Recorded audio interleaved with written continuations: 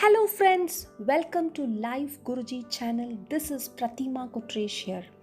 Friends, in today's video, I am going to tell you a story about what is karma. But before going into the story, if you have still not subscribed to Live Guruji channel, kindly subscribe immediately. Please press the bell notification to receive notifications of my latest video and share this video with your near and dear ones to motivate them as well. So friends, today's video is about a story about what is karma. Buddha was sitting with his disciples. One of them asked Buddha, "What is karma?" Buddha said, "I will tell you a story to explain what is karma." A king was touring his kingdom with his minister in disguise. Suddenly, he stopped in front of a shop in the market and said to his minister, "I don't know why, but I am feeling like hanging the owner of this shop."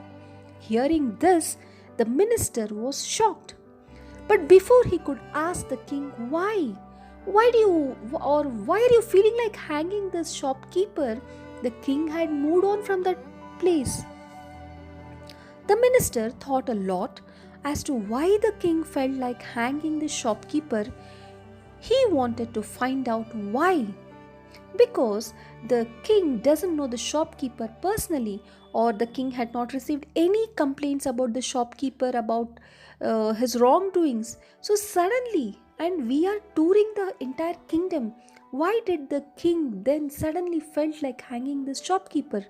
The minister thought, and he wanted to find out why. So the next day, the minister went to the same shop where the king had felt like hanging the shopkeeper. The minister had dressed as one of the localite and started speaking to the shopkeeper. The minister, now in disguise, asked the shopkeeper how his business was going on. The shopkeeper, a sandalwood merchant, reported sadly that he had hardly any customer.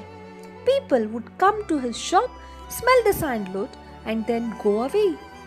Although the people praised the quality of the sandalwood, they didn't purchase anything. So, in recent past, the shopkeeper hardly had any sales.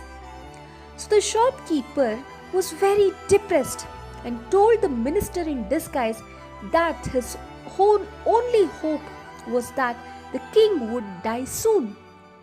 Then there would be a huge demand for sandalwood for performing his rituals after death.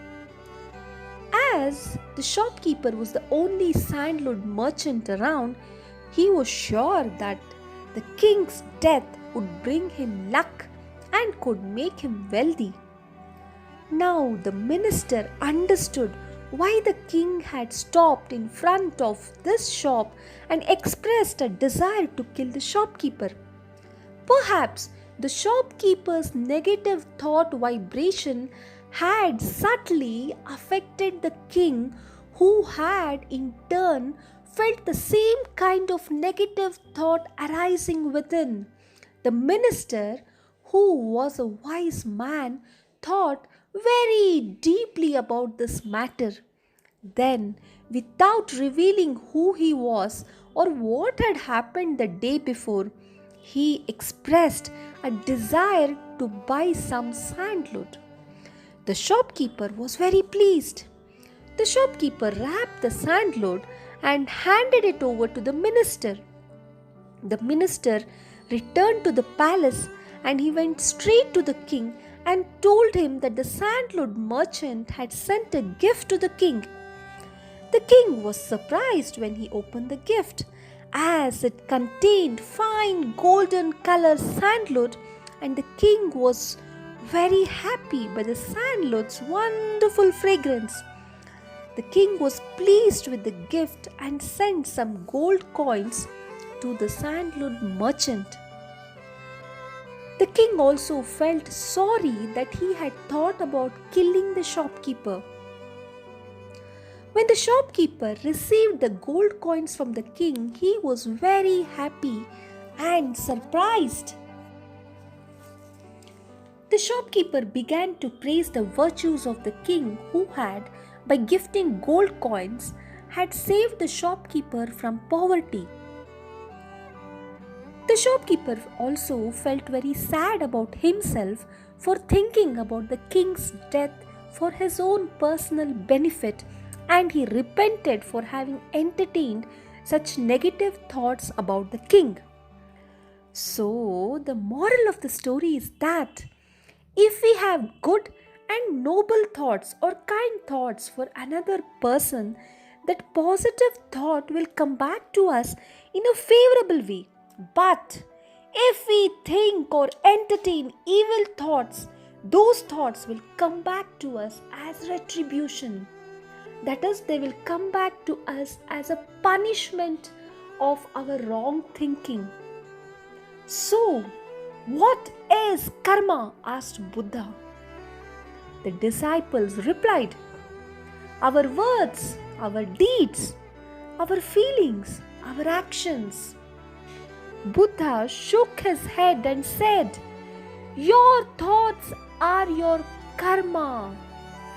I repeat, Buddha told his disciples that your thoughts are your karma.